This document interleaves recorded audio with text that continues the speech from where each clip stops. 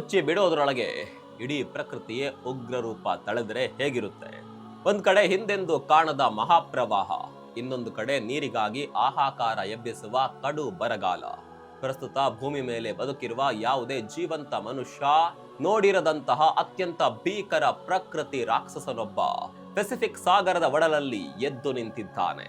ಈ ವರ್ಷದ ಡಿಸೆಂಬರ್ ವೇಳೆಗೆ ಈ ರಾಕ್ಷಸ ಹೊರಬಂದ್ರೆ ಇಡೀ ಪ್ರಪಂಚದ ಹವಾಮಾನವೇ ಬುಡಮೇಲಾಗಲಿದೆ. ಹೌದು ಸ್ನೇಹಿತರೆ, ಜಗತ್ತಿನ ಶ್ರೇಷ್ಠ ವಿಜ್ಞಾನಿಗಳೇ ಈಗ ತಲೆ ಮೇಲೆ ಕೈ ಹೊತ್ತು ಕೂತಿದ್ದಾರೆ. ಯಾಕಂದ್ರೆ ಪೆಸಿಫಿಕ್ ಮಹಾಸಾಗರದ ಆಳದಲ್ಲಿ ಕುದಿಯುತ್ತಿರುವ ಆ ಭೀಕರ ಶಾಖ ಜ್ವಾಲಾಮುಖಿಯಂತೆ ಹೊರಬರಲು ರೆಡಿಯಾಗಿದೆ. ಅದೇ ಈ ವರ್ಷದ ಡಿಸೆಂಬರ್ ನಲ್ಲಿ ಅಬ್ಬರಿಸಲಿರುವ ಮಾನ್ಸ್ಟರ್ ಎಲ್ ನೀನೋ. ಡಿಸೆಂಬರ್ ವೇಳೆಗೆ ಎಲ್ ನೀನೋ ಒಂದು ಅತ್ಯಂತ ಭೀಕರ ರೂಪ ಅಂದ್ರೆ ಮಾನ್ಸ್ಟರ್ ಆಗಿ ಬದಲಾಗಲಿದೆ.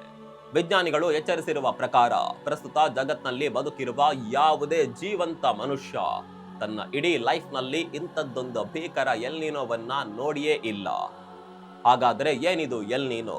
ಇದು ಡಿಸೆಂಬರ್ ನಲ್ಲಿ ಇಷ್ಟೊಂದು ಭಯಾನಕವಾಗಿ ಯಾಕೆ ಬದಲಾಗ್ತಾ ಇದೆ? ನಮ್ಮ ಭಾರತದ ಮೇಲೆ, ನಮ್ಮ ಕೃಷಿಯ ಮೇಲೆ ಮತ್ತು ನಿಮ್ಮ ದಿನನಿತ್ಯದ ಬದುಕಿನ ಮೇಲೆ ಇದು ಎಂತಹ ದ್ರೋಹ ಎಸಗಲಿದೆ ಎಲ್ಲವನ್ನ ಡೀಟೇಲ್ ಆಗಿ ತೋರಿಸ್ತೀವಿ. ಸ್ನೇಹಿತರೆ ನಮಸ್ಕಾರ, ಚರಿತ್ರೆಯ ಮತ್ತೊಂದು ವಿಡಿಯೋಗೆ ನಿಮ್ಗೆಲ್ಲ ಪ್ರೀತಿಯ ಸ್ವಾಗತ.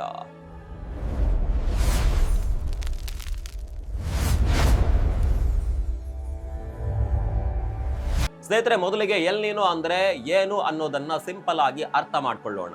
ಇದು ಪೆಸಿಫಿಕ್ ಮಹಾಸಾಗರದ ಮಧ್ಯಭಾಗ ಮತ್ತು ಪೂರ್ವ ಭಾಗದಲ್ಲಿ ಸಾಗರದ ಮೇಲ್ಮೈ ನೀರು ಅಸಹಜವಾಗಿ ವಿಪರೀತ ಬಿಸಿಯಾಗುವ ಪ್ರಕ್ರಿಯೆ. ಸಾಮಾನ್ಯವಾಗಿ ಸಾಗರದಲ್ಲಿ ತಣ್ಣನೆಯ ನೀರು ಇರಬೇಕಾದ ಜಾಗದಲ್ಲಿ ಹಠಾತ್ತಾಗಿ ಬಿಸಿ ನೀರು ಆವರಿಸಿಕೊಳ್ಳುತ್ತದೆ. ಇದು ಇಡೀ ಜಗತ್ತಿನ ಹವಾಮಾನದ ಚಕ್ರವನ್ನೇ ಬುಡಮೇಲು ಮಾಡಿಬಿಡುತ್ತೆ. ಒಂದ್ ಕಡೆ ಭೀಕರ ಪ್ರವಾಹ ತಂದ್ರೆ ಮತ್ತೊಂದು ಕಡೆ ಹನಿ ನೀರಿಲ್ಲದಂತೆ ತೀವ್ರ ಬರಗಾಲ ತರುತ್ತದೆ. ತಲೆ ಕೆಳಗಾಗುವ ಮಾರುತಗಳು, ದಿಕ್ಕು ತಪ್ಪುವ ಮಳೆ ಹನಿಗಳು, ಇವೆಲ್ಲದರ ಹಿಂದಿರುವ ವಿಲನ್ ಈ ಎಲ್ ನೀನೋ. ಆದ್ರೆ ಸ್ನೇಹಿತರೆ, ಈ ಬಾರಿ ಆಗ್ತಿರೋದು ಸಣ್ಣ ಪುಟ್ಟ ಬದಲಾವಣೆ ಅಲ್ಲ. ಸಾಗರದ ಮೇಲ್ಮೈ ಭಾಗದಲ್ಲಿ ತಾಪಮಾನವು ಈಗಾಗಲೇ ಸೂಪರ್ ಎಲ್ ನೀನೋ ಮಟ್ಟವನ್ನ ತಲುಪಿದೆ. ಯೋಚನೆ ಮಾಡಿ, ಪರಿಸ್ಥಿತಿ ಈಗಲೇ ಇಷ್ಟು ಗಂಭೀರವಾಗಿದೆ. ಆದ್ರೆ ವಿಜ್ಞಾನಿಗಳನ್ನ ನಿಜವಾಗಿ ನಡಗಿಸುತ್ತಿರುವ ವಿಚಾರ ಇದಲ್ಲ. ವಿಜ್ಞಾನಿಗಳು ಹೇಳ್ತಿರೋದೇನಂದ್ರೆ, ಸಾಗರದ ಮೇಲ್ಮೈ ಮೇಲೆ ಕಾಣಿಸ್ತಾ ಇರುವ ಬಿಸಿ ಕೇವಲ ಟ್ರೈಲರ್ ಅಷ್ಟೇ. ನಿಜವಾದ ಪಿಕ್ಚರ್ ಸಾಗರದ ಆಳದಲ್ಲಿದೆ. ಸಾಗರದ ಗರ್ಭದೊಳಗೆ ಅಂದ್ರೆ ಮೇಲ್ಮೈ ಕೆಳಗೆ ಅಗಾಧವಾದ ಬೃಹತ್ ಶಾಖದ ಸಂಗ್ರಹಣೆ ಹುದುಗಿದೆ. ಈ ಭೀಕರ ಶಾಖದ ಜಲರಾಶಿ ಸದ್ಯದಲ್ಲೇ ಜ್ವಾಲಾಮುಖಿಯಂತೆ ಮೇಲಕ್ಕೆ ಬರಲು ಕಾಯ್ತಾ ಇದೆ. ಇದು ಹವಾಮಾನದ ಇತಿಹಾಸದಲ್ಲೇ ಅತ್ಯಂತ ದೊಡ್ಡ ಬಾಂಬ್ ಆಗಿ ಪರಿಣಮಿಸಲಿದೆ. ಇಲ್ಲಿವರೆಗೆ ಮಾನವ ಇತಿಹಾಸದಲ್ಲಿ ಪ್ರಮುಖ 3 ಎಲ್ ನೀನೋ ಘಟನೆಗಳನ್ನ ಅತ್ಯಂತ ವಿನಾಶಕಾರಿ ಎಂದು ದಾಖಲಿಸಲಾಗಿದೆ. ಮೊದಲನೇದು 1982-83ರಲ್ಲಿ ನಡೆದಿದ್ದು, ಎರಡನೇದು 1997-98ರಲ್ಲಿ ಜಗತ್ತನ್ನ ಕಣ್ಣೀರು ಹಾಕಿಸಿದ್ದು, ಮತ್ತು ಮೂರನೇದು 2015-16ರಲ್ಲಿ ಇಡೀ ಭೂಮಿಯ ತಾಪಮಾನವನ್ನ ದಾಖಲೆ ಮಟ್ಟಕ್ಕೇರಿಸಿದ್ದು. ಈ 3 ಘಟನೆಗಳು ಜಾಗತಿಕವಾಗಿ ಕೋಟ್ಯಂತರ ಜನರ ಬದುಕನ್ನ ಬೀದಿಗೆ ತಂದಿದ್ದವು, ಅಪಾರ ನಷ್ಟ ಉಂಟು ಮಾಡಿದ್ದವು. ಆದರೆ ಈಗ ಸಿಕ್ಕಿರುವ ಲೇಟೆಸ್ಟ್ ಉಪಗ್ರಹ ಚಿತ್ರಗಳು ಮತ್ತು ಸಾಗರ ಸಂಶೋಧನಾ ವರದಿಗಳು ಏನ್ ಹೇಳ್ತಿವೆ ಗೊತ್ತಾ? ಪ್ರಸ್ತುತ ಪೆಸಿಫಿಕ್ ಮಹಾಸಾಗರದ ಆಳದಲ್ಲಿ ಸಂಗ್ರಹವಾಗಿರುವ ಶಾಖದ ಪ್ರಮಾಣವು ಇತಿಹಾಸದ ಈ 3 ಭೀಕರ ಎಲ್ ನೀನೋ ವರ್ಷಗಳಲ್ಲಿದ್ದ ಶಾಖದ ಮಟ್ಟಕ್ಕಿಂತ ಮಿತಿ ಮೀರಿ ಹೋಗಿದೆ. ಹೌದು, ನೀವು ಕೇಳ್ತಾ ಇರೋದು 100ಕ್ಕೆ 100 ಸತ್ಯ. 1982, 1997 ಮತ್ತು 2015ರ ಆ ಘೋರ ಪರಿಸ್ಥಿತಿಗಿಂತಲೂ ಅಧಿಕ ಶಾಖ ಈಗ ಸಾಗರದ ಆಳದಲ್ಲಿ ಕುದಿತಾ ಇದೆ. ಖ್ಯಾತ ಹವಾಮಾನ ವಿಶ್ಲೇಷಕರಾದ ಕಾಲಿನ್ ಮೆಕಾರ್ಥಿ ಅವರು ಈ ಬಗ್ಗೆ ಸ್ಪಷ್ಟವಾಗಿ ಹೇಳಿದ್ದಾರೆ. ಈ ಬಾರಿ ಸಾಗರದಲ್ಲಿ ಸಂಭವಿಸ್ತಾ ಇರುವ ಬದಲಾವಣೆಗಳು ಹಿಂದಿನ ಎಲ್ಲಾ ದಾಖಲೆಗಳನ್ನ ಧೂಳಿಪಟ ಮಾಡ್ತಾ ಇದೆ. ತಾಪಮಾನ ಏರಿಕೆಯಾಗುತ್ತಿರುವ ವೇಗ, ಮುನ್ಸೂಚನೆ ನೀಡಿರುವ ಗರಿಷ್ಠ ತೀವ್ರತೆ ಮತ್ತು ಸಾಗರದಲ್ಲಿ ಶೇಖರಣೆಯಾಗಿರುವ ಶಾಖದ ಅಗಾಧ ಪ್ರಮಾಣ, ಇವೆಲ್ಲವೂ ಈ ಹಿಂದಿನ ಎಲ್ಲಾ ಸೂಚಕಗಳನ್ನ ಮೀರಿ ನಿಂತಿವೆ. ಇದರರ್ಥ ಏನ್ ಗೊತ್ತಾ ಸ್ನೇಹಿತರೆ? ಈ ಸಾಗರದ ಬಿಸಿ ನೀರು ಇಡೀ ಪ್ರಪಂಚದ ಗಾಳಿಯ ಚಲನೆಯನ್ನೇ ಸಂಪೂರ್ಣವಾಗಿ ಬದಲಾಯಿಸಿ ಬಿಡುತ್ತದೆ. ಇದರ ಪರಿಣಾಮವಾಗಿ ಕೆಲವು ದೇಶಗಳಲ್ಲಿ ಮೇಘ ಸ್ಫೋಟವಾಗಿ ಪ್ರವಾಹ ಉಂಟಾದ್ರೆ, ಕೃಷಿ ಪ್ರಧಾನವಾಗಿರುವ ನಮ್ಮ ದೇಶದಂತಹ ಕಡೆಗಳಲ್ಲಿ ಮಳೆಯೇ ಇಲ್ಲದೆ ಬರಗಾಲ ತಲೆದೂರುವ ಅಪಾಯವಿರುತ್ತದೆ. ಸಾಮಾನ್ಯವಾಗಿ ಎಲ್ ನೀನೋ ಬಂದಾಗ ತಾಪಮಾನ ಸ್ವಲ್ಪ ಹೆಚ್ಚಾಗುತ್ತೆ. ಆದ್ರೆ ಈ ಬಾರಿ ಪರಿಸ್ಥಿತಿ ತೀರಾ ವಿಭಿನ್ನವಾಗಲಿದೆ. ಯಾಕಂದ್ರೆ ಒಂದ್ ಕಡೆ ಪ್ರಕೃತಿಯ ಈ ರಾಕ್ಷಸ ರೂಪ ಎಲ್ ನೀನೋ, ಮತ್ತೊಂದ್ ಕಡೆ ಮಾನವನ ಸ್ವಾರ್ಥದಿಂದ ದಿನೇ ದಿನೇ ಹೆಚ್ಚಾಗ್ತಾ ಇರುವ ಜಾಗತಿಕ ತಾಪಮಾನ ಅಂದ್ರೆ ಗ್ಲೋಬಲ್ ವಾರ್ಮಿಂಗ್. ಈ ಎರಡು ಭೀಕರ ಶಕ್ತಿಗಳು ಒಂದಕ್ಕೊಂದು ಕೈ ಜೋಡಿಸಿವೆ. ವಿಜ್ಞಾನಿಗಳು ಲೆಕ್ಕಾಚಾರ ಹಾಕಿ ಬೆಚ್ಚಿ ಬಿದ್ದಿರುವ ಸಂಗತಿ ಇಲ್ಲಿದೆ ನೋಡಿ. ಈ ಶಕ್ತಿಶಾಲಿ ಎಲ್ ನೀನೋ ಮತ್ತು ಹವಾಮಾನ ವೈಪರೀತ್ಯಗಳ ಜಂಟಿ ದಾಳಿಯಿಂದಾಗಿ ಬರುವ 2027ರ ಆರಂಭದ ವೇಳೆಗೆ ಜಾಗತಿಕ ಸರಾಸರಿ ತಾಪಮಾನವು ಕೈಗಾರಿಕಾ ಪೂರ್ವ ಮಟ್ಟಕ್ಕಿಂತ ಬರೋಬ್ಬರಿ 2 ಡಿಗ್ರಿ ಸೆಲ್ಸಿಯಸ್ನಷ್ಟು ಹೆಚ್ಚಾಗುವ ಆತಂಕವಿದೆ. ಸ್ನೇಹಿತರೆ, ಮೇಲ್ನೋಟಕ್ಕೆ 2 ಡಿಗ್ರಿ ಅಂದ್ರೆ ನಿಮ್ಗೇನು ಅನ್ಸದೆ ಇರಬಹುದು. ಆದರೆ ವಿಜ್ಞಾನದ ಪ್ರಕಾರ ಜಾಗತಿಕ ತಾಪಮಾನ 2 ಡಿಗ್ರಿ ದಾಟೋದಂದ್ರೆ ಇಡೀ ಭೂಮಿಯ ಪರಿಸರ ವ್ಯವಸ್ಥೆ ಕೊನೆಯ ಹಂತ ತಲುಪಿದಂತೆ.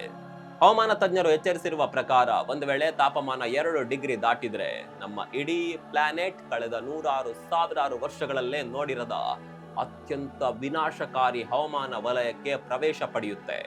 ಇದು ನಮ್ಮ ಭೂಮಿಯ ಇತಿಹಾಸದಲ್ಲೇ ಅತ್ಯಂತ ದೊಡ್ಡ ಪರೀಕ್ಷೆಯ ಕಾಲ ಆಗಲಿದೆ. ಈಗ ನೀವೊಂದು ಪ್ರಶ್ನೆ ಕೇಳಬಹುದು, ಪೆಸಿಫಿಕ್ ಮಹಾಸಾಗರ ಎಲ್ಲೋ ಇರೋದು, ಅಲ್ಲಿ ನೀರು ಬಿಸಿಯಾದರೆ ನಮ್ಗೇನ್ ತೊಂದ್ರೆ, ನಮ್ಮ ಭಾರತದ ಮೇಲೆ ಕರ್ನಾಟಕದ ಮೇಲೆ ಇದರಿಂದ ಏನ್ ಪರಿಣಾಮ ಬೀರುತ್ತೆ ಅಂತ ನೀವು ಕೇಳೋದು 100ಕ್ಕೆ 100 ಸಹಜ.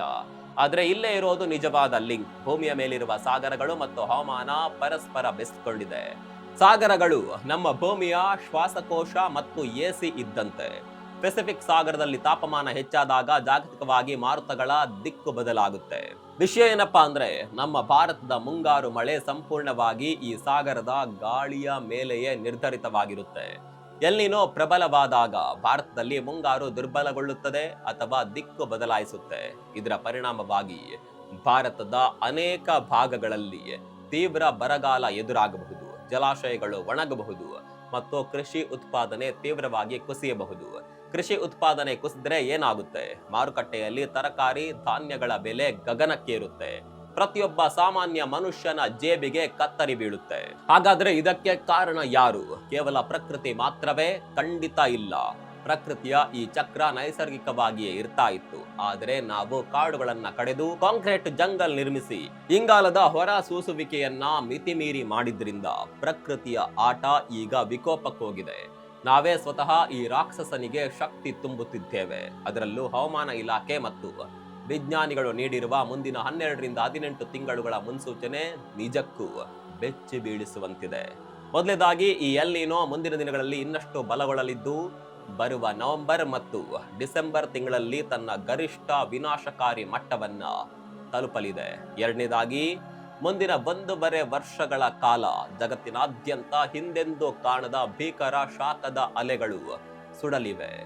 ಮಳೆ ಬೀಳುವ ವಿಧಾನದಲ್ಲಿ ತೀವ್ರ ಬದಲಾವಣೆಗಳು ಆಗಲಿವೆ. ಕೆಲವು ಪ್ರಾಂತ್ಯಗಳಲ್ಲಿ ತೀವ್ರ ಬರಗಾಲ ಎದುರಾದರೆ ಇನ್ನು ಕೆಲವು ಪ್ರಾಂತ್ಯಗಳಲ್ಲಿ ಅತಿವೃಷ್ಟಿಯಾಗಿ ಪ್ರವಾಹಗಳು ಸೃಷ್ಟಿಯಾಗಲಿವೆ. ಜಗತ್ತು ಇನ್ನು ಮುಂದೆ ಹವಾಮಾನದ ಅತ್ಯಂತ ಅಸ್ಥಿರ ಹಾಗೂ ಅಪಾಯಕಾರಿ ಅವಧಿಗೆ ಸಾಕ್ಷಿಯಾಗಲಿದೆ. ಪ್ರಕೃತಿಯ ಈ ರೌದ್ರಾವತಾರವನ್ನ ತಡೆದುಕೊಳ್ಳಲು ನಮ್ಮ ಮೂಲಭೂತ ಸೌಕರ್ಯಗಳು ಮತ್ತು ಕೃಷಿ ಪದ್ಧತಿಗಳು ಸಿದ್ಧವಾಗಿದೆಯೇ ಎನ್ನುವುದೇ ಇವತ್ತಿನ ಅತ್ಯಂತ ದೊಡ್ಡ ಪ್ರಶ್ನೆ. ಸ್ನೇಹಿತರೆ, ಈ ವರದಿಯನ್ನ ನೋಡಿದಾಗ ನಮ್ಗೆ ಅರ್ಥವಾಗುವ ಒಂದು ಕಹಿ ಸತ್ಯವೆಂದರೆ, ನಾವು ಪ್ರಕೃತಿಯನ್ನ ಎಷ್ಟು ಲಘುವಾಗಿ ಪರಿಗಣಿಸಿದ್ದೇವೆಯೋ ಪ್ರಕೃತಿ ಈಗ ನಮಗೆ ಅಷ್ಟೇ ತೀವ್ರವಾಗಿ ತಿರುಗೇಟು ನೀಡಲು ಶುರು ಮಾಡಿದೆ. ವಿಜ್ಞಾನಿಗಳು ಎಚ್ಚರಿಕೆಯನ್ನಂತೂ ನೀಡಿದ್ದಾರೆ. ಇದು ಕೇವಲ ಅಂಕಿ ಅಂಶಗಳ ಆಟವಲ್ಲ, ಇದು ನಮ್ಮ ಮತ್ತು ನಮ್ಮ ಮುಂದಿನ ಪೀಳಿಗೆಯ ಅಸ್ತಿತ್ವದ ಪ್ರಶ್ನೆ. ನಾವು ಈಗಲೂ ಪರಿಸರ ಕಾಳಜಿಯನ್ನ ಕೇವಲ ಭಾಷಣಕ್ಕೆ ಸೀಮಿತಗೊಳಿಸಿದ್ರೆ ಮುಂದೆ ಅನುಭವಿಸಬೇಕಾದ ನರಕಕ್ಕೆ ಯಾವುದೇ ಮದ್ದಿರೋದಿಲ್ಲ. ಸಾಗರದ ಆಳದಲ್ಲಿ ಹುಟ್ಕೊಂಡಿರುವ ಈ ಎಲ್ ನೀನೋ ಎಂಬ ಮಹಾರಾಕ್ಷಸ ಕೇವಲ ಆರಂಭವಷ್ಟೇ. ಇನ್ನು ಮುಂದೆ ಪ್ರಕೃತಿಯನ್ನ ರಕ್ಷಣೆ ಮಾಡುವುದು ನಮ್ಮ ಆದ್ಯತೆ ಆಗದೇ ಇದ್ರೆ ನಮ್ಮ ಉಳಿವು ಸಾಧ್ಯವಿಲ್ಲ ಎನ್ನುವುದನ್ನ ನಾವೆಲ್ಲರೂ ಒಪ್ಕೊಳ್ಳೇಬೇಕು. ಈ ಬಗ್ಗೆ ನಿಮ್ಮ ಅಭಿಪ್ರಾಯವನ್ನ ಕಾಮೆಂಟ್ ಮಾಡಿ. ಮತ್ತೊಂದು ವಿಡಿಯೋ ಸಿಗೋಣ. ಅಲ್ಲಿವರೆಗೂ ನಮಸ್ಕಾರ.